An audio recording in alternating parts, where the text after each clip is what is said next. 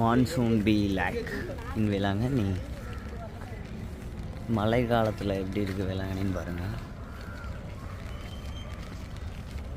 November மாதம் ஃபுல்லாக மழை தான். க்ரௌடும் கம்மியாக இருக்கும். நவம்பர் மாதத்தில் மழை தான் இருக்கும். ஸோ 12 மாதத்தில் லாஸ்ட்டு 2 மாதம் மட்டும்தான் வெயில் கொஞ்சம் கம்மியாக இருக்கும். ஸோ நீங்கள் வெயில் இல்லாமல் வரணும் அப்படின்னா இந்த டைம் தான் பர்ஃபெக்ட் டைம்.